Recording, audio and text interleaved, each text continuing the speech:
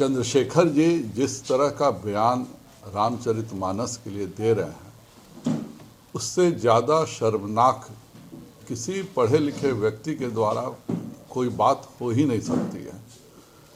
न उन्हें रामायण की समझ है, न उन्हें हिंदू धर्म की समझ है, और जो पंक्ति वो पढ़ रहे हैं उसके भी अर्थ की उनको समझ नहीं है।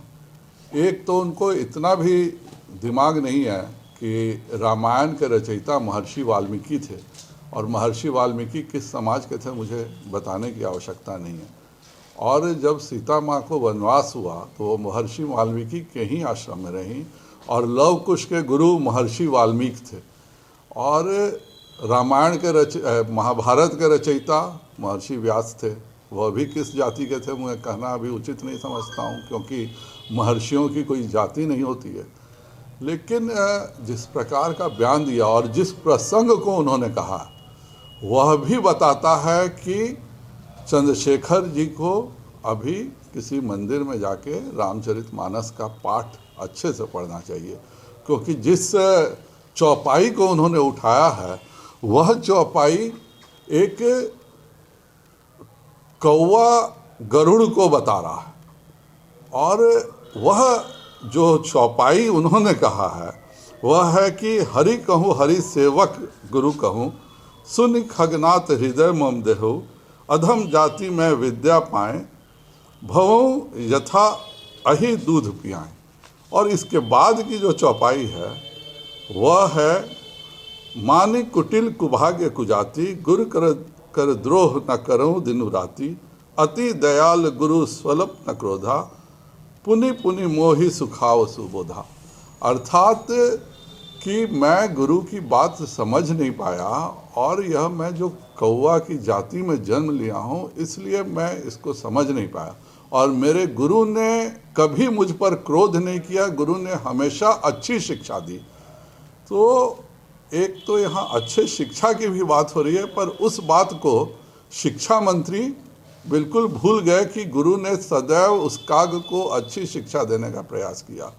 और यह जो धार्मिक ग्रंथों का अपमान करते हैं, अगर वह अपनी ही जाति को देख लिए होते तो भगवान श्री कृष्ण और ब्राह्मण सुदामा एक ही गुरु के साथ पढ़ते थे, तो यदुवंशी और ब्राह्मण एक ही साथ पढ़ते थे।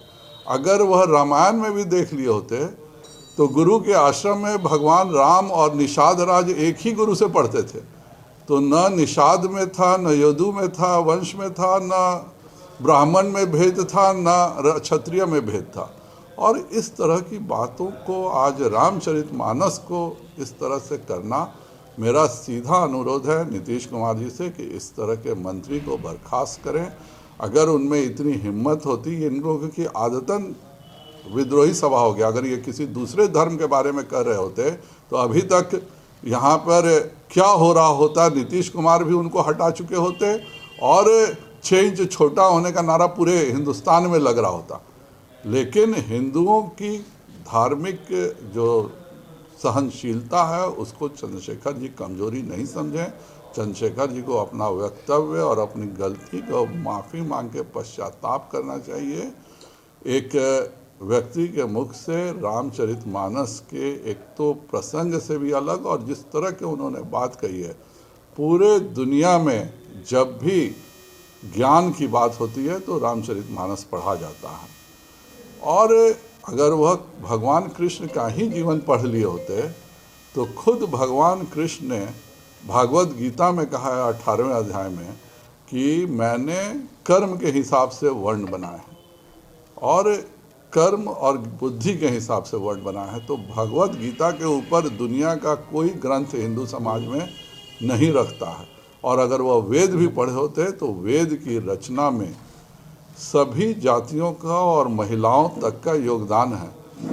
चंद्रशेखर जी को अपनी गलती की माफ़ी मांगकर इस बात को समाप्त करना चाहिए। हिंदू बहुत सहिष्णु होते हैं और उन्हें निश्चित तौर पर सब माफ़ कर देंगे।